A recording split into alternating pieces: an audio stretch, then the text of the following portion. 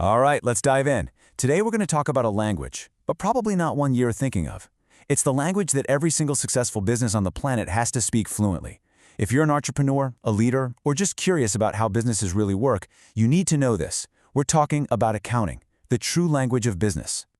So picture this. You're running a business. Things are happening. Sales are coming in, which feels great.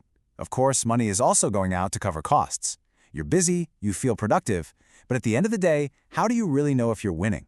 Is all that hustle actually adding up to real success, or are you just spinning your wheels? And that's exactly where accounting comes in. It's the system we use to bring some serious clarity to all that chaos. I love this definition from the AI CPA because they call it an art. And it really is. It's not just about punching numbers into a calculator. It's the art of taking all those messy, everyday transactions and weaving them into a clear, understandable story about the financial health of a business. Now, with any new language, you can't write a story until you learn the words, right? You got to start with the ABCs.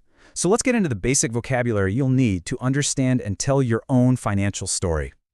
First up, we've got assets. Super simple. This is all the good stuff the business owns.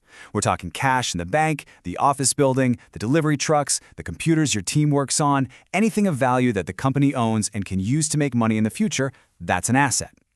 Then you've got the other side of the coin, liabilities. If assets are what you own, liabilities are what you owe. This is any debt or obligation you have to someone else. It's that business loan you took out to buy those trucks, or the bill you still need to pay your supplier for last month's inventory. And the third piece of our puzzle is capital. You can think of this as the owner's piece of the pie. It's the money the owner originally put in to start the business, plus any profits that have been plowed back in. It's basically what would be left for the owner if the company sold all its assets and paid off all its liabilities. So, you take those three words and they form the single most important sentence in all of accounting. Assets equals liabilities plus capital. What this really means is that everything the business owns, its assets, had to be paid for in one of two ways. Either with money you borrowed, which is the liability, or with money the owner put in, which is capital. This isn't just a suggestion, it's a rule. It always has to balance. It's the foundation that holds the entire system together. Okay, so we've got our vocabulary, but you can't just throw words on a page and call it a story. You need grammar. Rules that give the language structure so everyone's on the same page. Accounting has some critical rules of the road too. Rule number 1, and this one is a big one, the business entity concept. This means the business is its own person, legally and financially.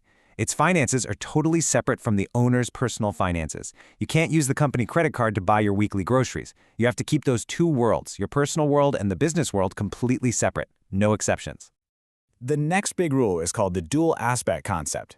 This is the magic that keeps our main equation, assets equals liabilities plus capital, in perfect balance all the time.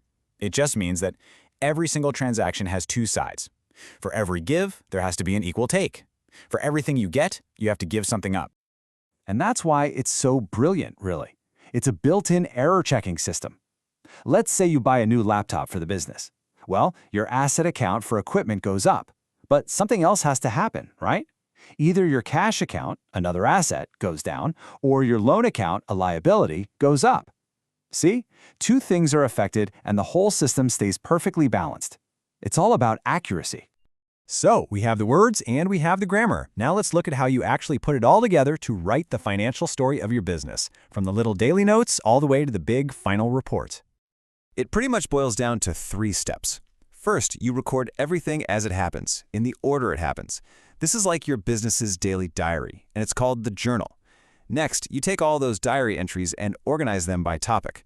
All the cash entries go into a cash chapter, all the sales entries go into a sales chapter, and so on. That collection of chapters is your ledger. And finally, you do a proofread with something called a trial balance, just to make sure the math is right and everything still balances. And this little chart here breaks down that difference really well. The journal is all about when things happened. It's your raw, minute-by-minute log. The ledger, on the other hand, doesn't really care about the date. It cares about the category. It takes all that raw data and sorts it, so you can see a summary of, say, exactly how much you spent on advertising for the whole year. One records, the other classifies. Okay, so you've done all this work. You've recorded everything, you've organized it, you've proofread it, you have this beautiful, accurate financial story. But who's it for? Who's actually reading this thing, and why should they care? Well, it turns out the audience is huge, and they all have very important reasons for reading.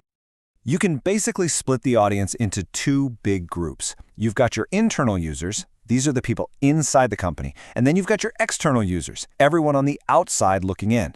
And believe me, both groups are using your financial story to make some pretty critical decisions. Let's get specific. Inside the company, the owners are looking at the story to answer the question, are we profitable? The management team needs it to plan budgets and cut costs. Even employees might look at it to see if their job is secure. And on the outside, potential investors are reading it to decide if you're a smart investment. Banks are reading it to see if you're trustworthy enough for a loan. And yeah, the government is definitely reading it to make sure you're paying your fair share of taxes.